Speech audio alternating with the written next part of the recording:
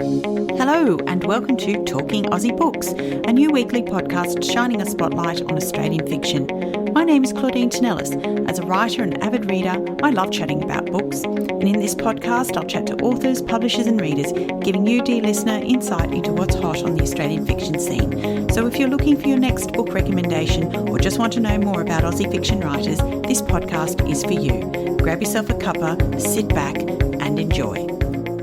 Chris Hammer was a journalist for more than 30 years, splitting his career between federal politics and international affairs, reporting for SBS, The Age and The Bulletin, amongst others.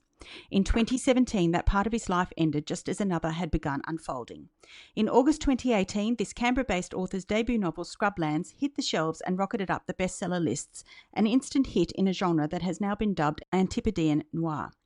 Set in an isolated Riverina country town ravaged by drought, Scrublands grips readers from its opening pages when a young priest opens fire on a seemingly peaceful gathering of his congregation, killing 5 of them before being shot and killed himself by local police.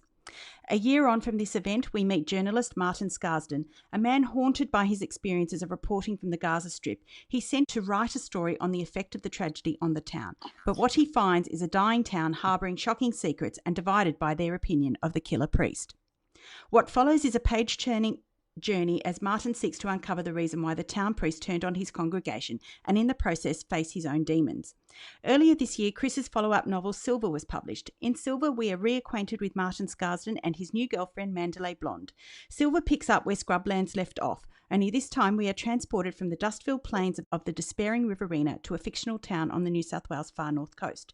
And Martin once more finds himself in the eye of the storm when Mandy is accused of murdering Martin's high school pal. It gives me a great thrill to welcome Chris to the podcast today. Hi there, Claudine. Nice to be with you. Thank you very much for joining me. Now, that was quite a long introduction. However, in preparing for this interview today, I found that it was quite nearly impossible to talk about your new book, Silver, without referencing in part the phenomenal success of your debut fiction novel, Scrublands. Yep, look, that's fine. The interesting thing, though, I found in the last few months, so Silver was published just right at the start of October. I've met several people who have read Silver as a standalone without reading Scrublands first. Okay. And now that was my intention, that you'd be able to do that. Obviously, I know the books intimately.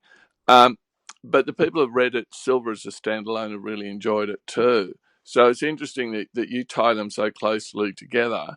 Many of those people have then said, "Oh, now I've got to go and read Scrublands." Yes.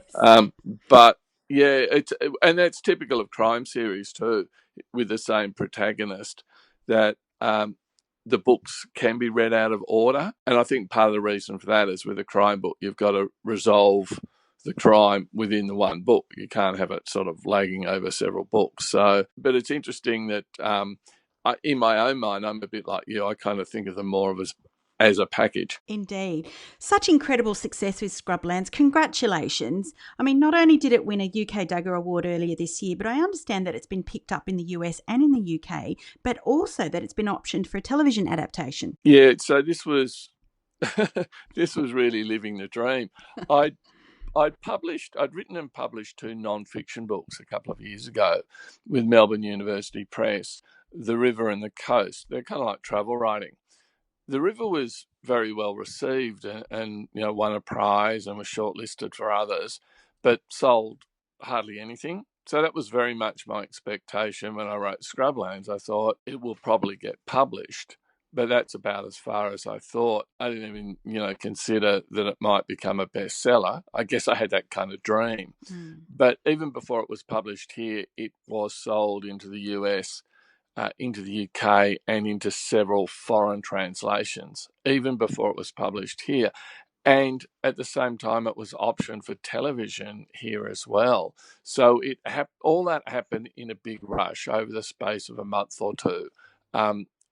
Just before and just as Scrublands was coming out. I mean, that's incredible. How does that make you feel? I kind of gobsmacked, like incredulous. I mean, I couldn't quite believe it was happening, to be honest. I really had no concept that even could happen. The average income for a published author in Australia, the published authors, is about $12,000 a year. And that was kind of my experience with my two non-fiction books. So to have a kind of a success like this was, I mean, clearly it does happen, and I'm not the only person it's happened to. It was just that in my ignorance, I didn't realise it could happen. So, yeah, it made me, I was just walking around with my feet off the ground for like months on end. I bet it did. I mean, it really is an amazing success story. Well, the other thing to be said about that is the publisher, Allen and Unwin, put a huge amount of effort into making sure the book got out there before it was published, to make sure that booksellers were aware of it, put a lot of effort into trying to get them to read it. God knows how many books are published in Australia every year. Probably 20,000, 50,000, I don't know. So just to get booksellers to read a book is a major effort, because they've only got so much time. So that's where I was really fortunate. I've got a very good agent, Grace Hofetz, and I've got a fantastic publisher, Jane Polfreyman at Allen and Unwin. And so to have the strength of those people, behind your book is, really, I think, made a huge difference. Now, I've talked a little about Scrublands and what it's about, but I was interested to know the genesis of that story before we begin to talk about Silver. So can you tell me what inspired you to write it? Well, part of it was because I realised I didn't have the time or the money to do any more non-fiction. I was working in a quite a demanding job, once again as a journalist, but not writing that much. So I just thought I'd try and write a fiction story. I always quite liked crime. I was still a big admirer of Peter Temple, the great Australian sort of crime fiction writer. So I thought I'd try my hand at writing crime. But I think because I didn't have any real expectations about how it might go, I played around with the form of it a bit. So I didn't want to just write a cookie cutter type of crime book. So there's a couple of aspects in both Scrublands and Silver, although they're different to each other. Both have got quite complex plots. There's 4 or 5 plot lines running along at the same time. There's some nuanced characters. There's some interesting settings. And also in both books, something that I didn't really set out to do with Scrublands, but just happened along the way, is Martin undertakes his own emotional journey. So that the Martin Scarsden at the end of Scrublands is a different man than he was at the start. And I, as the author, found that very satisfying. And I think many readers do as well. So as well as the crime story, there's something else happening there. And that's, again, something I tried to do some more of and explore further in Silver. Indeed, and I must say, as a reader, I definitely found that to be a very satisfying aspect of both these books. Now, unlike the opening of Silver, Scrublands starts with a prologue, which I absolutely love as a literary technique. I guess it's hard not to be reminded of Jane Harper's prologue in The Dry when I read that. And for me, this book certainly had that same kind of rural noir feeling as The Dry, both capturing the desperation and desolation of Australia's drought-stricken landscape. So I wanted to ask you, did you always intend to write that kind of story? Kind of. I had the setting that the funny thing is that, and I think you're right about there's similarities between the prologues in, say, The Dry and Scrublands. The interesting thing is, though, that I hadn't read The Dry. In fact, I wasn't even aware of it by the time I'd sent the manuscript of Scrublands off to an agent. So it's a sort of strange coincidence in some ways, although, if I look out my window now and the air is full of smoke from bushfires and my garden is dead because it hasn't rained for weeks and weeks and weeks, I live in Canberra, then, it's a wonder why more books aren't set in times of drought. It's a bit like, I think, having snow in Scandi Noir. Yeah. The funny thing about the prologue in Scrublands, I think you're right. I think it works really well and gets the reader hooked in very quickly. The scene where the priest shoots the 5 people. I didn't actually write that until about the 7th or 8th draft. Up until then, the book was starting with Martin Scarsden, my protagonist, arriving in his sort of husk of a town and the story slowly unfolded. And then at one point I was thinking, I need more pace at the start. And I went, oh, I know, I'll have a I'll have a prologue. Strangely enough, I think it might have come to me as I was watching a TV adaptation of Game of Thrones, which starts with some guys going off and getting killed by some ice zombies, which is a dramatic start. I thought, oh, you know what? I'm talking about this killing. Why don't I just put it up front? The rest of the book, both books really is told very much from Martin's point of view. It's not first person, but he's in every scene. Mm-hmm. The exception is the prologue in Scrublands, because it happens a year before Martin appears in the town. The other thing about that is when I then went to write Silver, I thought, I'm not going to do a prologue. I don't want to just think, oh, I found the formula in Scrublands, so I'm just going to keep repeating the same book. So there's aspects of the books that are similar, but there are some differences. There's not the same sort of dramatic prologue in Silver. It's not needed so much because there is actually a body in the first chapter. But also there's a few other differences. The first is in Scrublands, Martin arrives, he's an outsider. He comes to this town called Riverina, this drought-stricken town. He's never been there before. He's a total outsider. And the second thing, his motivation is very clear. It's to write a newspaper story. In Silver, it's different.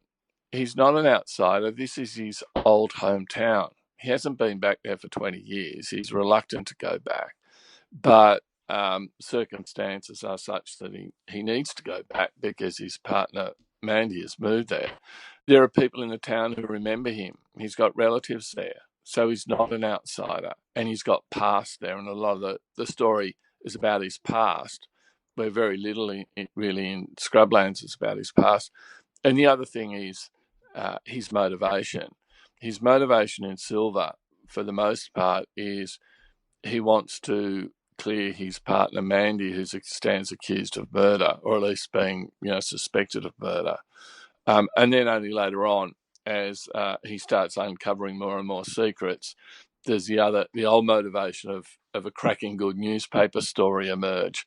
So there are differences, and of course the setting is different. The setting from Scrublands comes from my book, The River, where I travelled through the Western Riverina, in fact the whole Murray-Darling Basin, writing and researching that book, The River, back probably 10 years ago now, at the height of the millennial drought. It's a very dramatic setting, but again, I didn't want to just go back to that town Riversend and turn it into the midsummer of Australia sort of thing.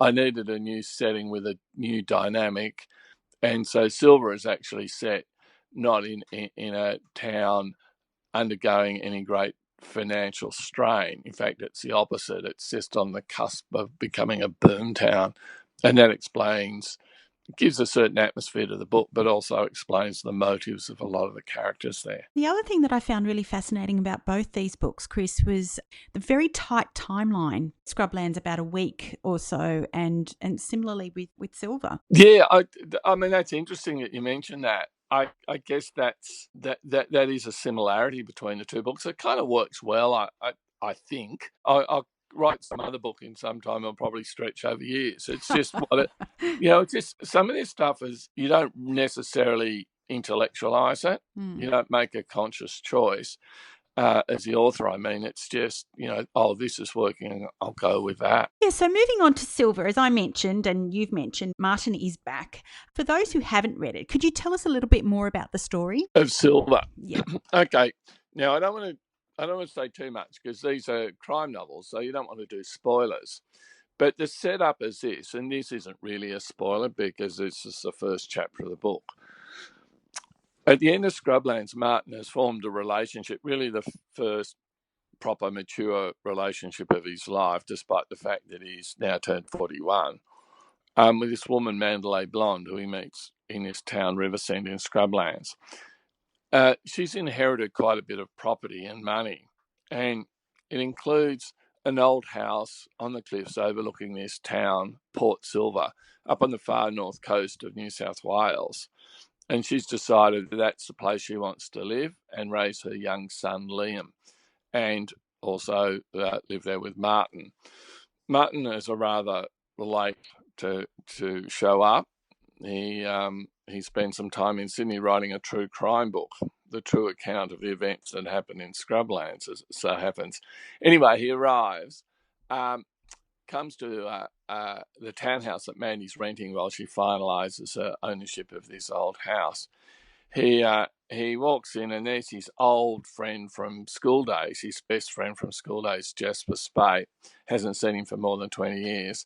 The only trouble is Jasper is dead. He's just been stabbed to death, bled out all over the floor.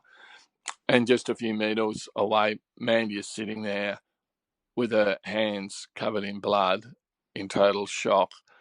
And so inevitably the police suspect her of being the killer. Martin doesn't believe that.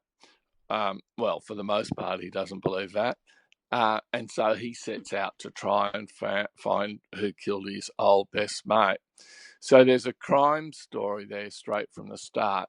And as in Scrublands, there are actually multiple crime stories. There's a lot of colourful characters.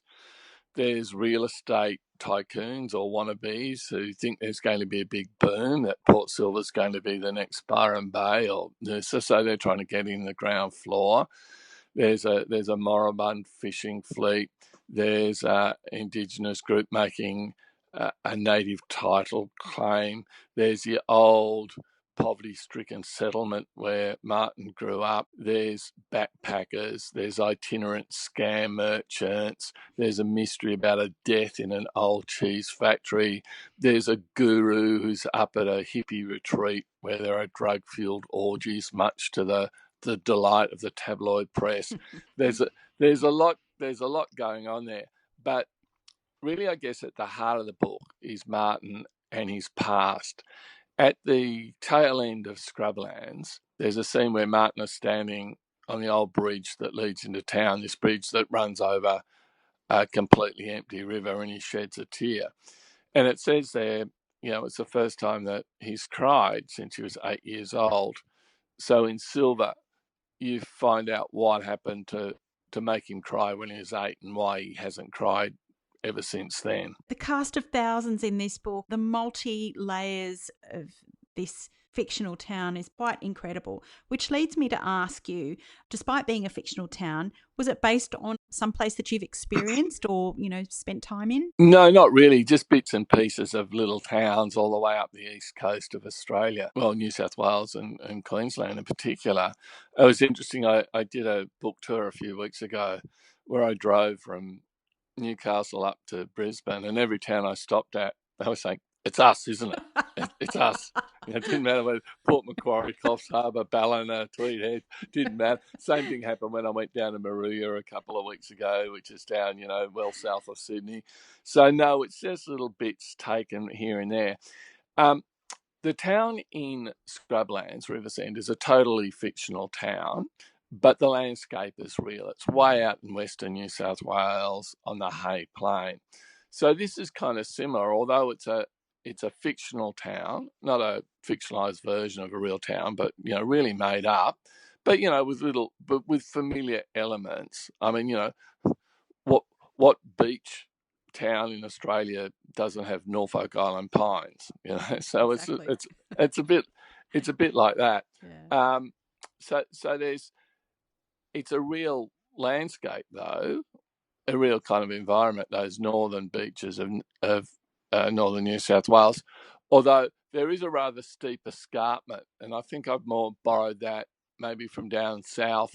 Yeah, heading to the coast from Canberra, or probably more like around the Illawarra, that very dramatic escarpment you go down to, like Macquarie Pass and that to get into Wollongong. Well, that's what I thought of when I was reading it. I thought, it must be somewhere down on the south coast. But to hear you say that it's a bit of a mishmash, I mean, I totally get that. Totally understandable. Yeah. So now moving on to Martin, I mean, he certainly does have a tendency to get himself embroiled in controversy, doesn't he? Well, one of the things back when I was still mucking around and thinking, let's play around with the form a bit, more or less for my own entertainment. One of the things I found is you often get protagonists in crime books that are somewhat damaged. That's, almost a cliche. But the thing is, they remain remarkably astute. They pick up on every smallest clue. They join the dots just remarkably well with flashes of intuition. Well, Martin does that, except he, particularly in Scrublands, just gets things, kind of categorically wrong. And it feeds into the plot because he's a newspaper reporter. So he writes what he thinks has happened in the newspaper, only for subsequent events to come along and show that he's wrong. So I find him an interesting character. He's rather damaged. He's a bit sort of emotionally retarded. He's growing. He's not a saint, particularly when it comes to being a newspaper reporter. He's willing to sort of bend a few ethical rules there in order to get his scoop. So yeah, I'm finding him quite fascinating. Indeed, it's interesting that you say that about him, because I found him to be quite a flawed character in many ways, and at times I wanted to shout at him and tell him to stop being such an idiot. I mean, Yeah. he pushed the envelope a little bit too far at times, and often to his personal detriment, and balancing on what I thought was often a dubious moral knife's edge. So I wanted to ask, with your journalistic experiences, do you think this is a line that many journalists walk? I think it is. Yeah, absolutely. I mean, I was very fortunate in my journalistic career in that, for the most part, I worked for organisations where that wasn't the expectation or wasn't the norm. So I worked for many, many years for SBS, and as a public broadcaster, it probably operates to different standards than some of the commercial media. I worked on a couple of occasions for the Sydney Morning Herald and the Age. So again, and not in positions where I was expected to, I wasn't doing crime reporting or celebrity reporting or something like that. But certainly I've witnessed journalists at times do enormously ethically questionable things. Just look at the UK tabloids, for example, all those scandals where they are hiring private inspectors or detectives, or what do you call them, to bug celebrities' phones and to hack people's emails and all the rest of it. Or the paparazzi, invading people's privacy.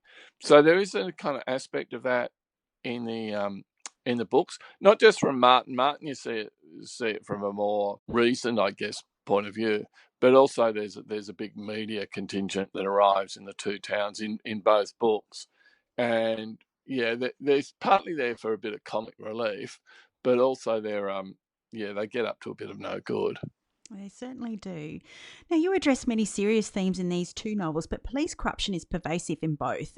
Was this something you deliberately wanted to address, something that strikes at the heart of organised criminal activity, do you think? Not to any great extent, I must say. It's probably just something that helps drive the plot forward. And in neither book is there any sort of great degree of organised criminal corruption. There's sort of a dodgy behaviour by a few police. In Scrublands, in fact, it's almost a sympathetic view of that, of what maybe could drive people to do things that are illegal or immoral. So I understand that you were selected by Val McDermid to appear on a crime writers panel in Yorkshire earlier this year. Can you tell me a little bit about that? Yeah, that was fantastic. So there's this big crime fiction conference at a place called Harrogate in Yorkshire, and it's held in this one big hotel there called the Old Swan Inn. And the reason why it's held there is that's the hotel that Agatha Christie disappeared to back, I don't know, in the 20s or 30s, right at the height of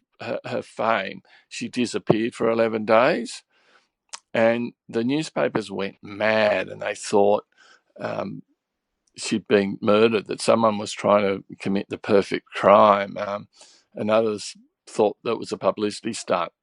The view now is that she'd found her husband having an affair and just needed to get away and clear her mind. Yeah. Anyway, it's the most brilliant location for a crime fiction conference. And so you get all these huge writers there, like James Patterson was there, Yo Nesbo was there, Ian Rankin was there, Anne Cleves was there, Helen Caban was there. But the panel that I'm on, and there's only one stage. So the people sit there and the authors come and go. So there's 750 people that in the ballroom of this hotel. But Val McDermid reads something like 70 or 80 debut books a year, or at least she starts them, and she selects 4 to be on this New Blood panel.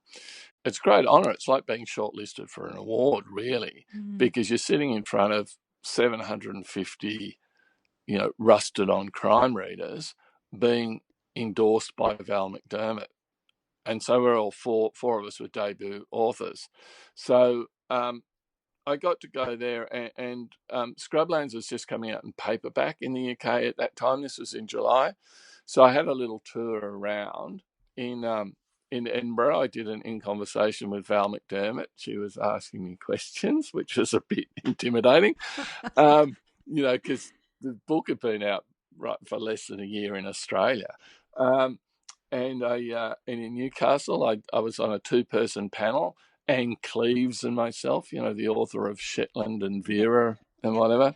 So I had a most remarkable time over there, and as well as meeting all these wonderful writers and reviewers and fans and all that. It also helped the profile of Scrublands, which is a very hard job for the English publishers to promote any debut author, let alone one that lives on the other side of the world. So it was a fantastic experience. And is this where that term Antipodean Noir came about? Yeah, so what happened there, there's a great crime fiction reviewer called Craig Sisterton who lives in London, but is actually a Kiwi. And he had a panel at the same event called Antipodean Noir, and it had 2 New Zealand writers plus Jane Harper and Christian White from Australia. I wasn't on that panel because no one gets to have 2 panels. But he's been a great champion in Britain of writers from Australia and New Zealand. And indeed, he's just got a book coming out shortly, but it's called Southern Cross Crime. So Antipodean Noir is one. You get Bush Noir, Outback Noir. The one I like the best, I think, is Dingo Noir. So they're all got noir in them, but whatever, Red Earth Noir is another one, yeah. Fantastic. What do you think that term and, even your appearance in that panel had for Australian crime writing? I think it's a cumulative effect that's grown over years. Jane Harper's book, The Dry, was a real breakout book, sold fantastically well in Britain, in the US, in translation, a real phenomenon. And I think what that is doing is then people are saying, I like that. What else do you have along similar lines? So there's a number of authors, Candice Fox, who collaborates with James Patterson in the US, as well as writing her own stories. So I think there's been an opening up in the UK, in the US and elsewhere. Partly I think it's maybe a bit of globalisation. Maybe it's the success of Scandi Noir, that people say in the US realise that a crime book set in a foreign location can make it even more interesting rather than, less accessible. Possibly the advent of Netflix. I think there's a crossover between people sort of binge watching crime shows and actually reading crime books. So I think it's all added together. And I must say, anytime you meet an Australian crime writer, or I do, there's a great sense of collegiality and mutual support. Partly because I think crime writers generally are good, fun people, but also I think we realise that if one of us does well, then readers are more likely to continue trying to read Australian books. You walk into any bookstore in Australia, crime fiction is it's certainly one of the biggest selling genres, but it's still dominated to a large degree by US and British writers.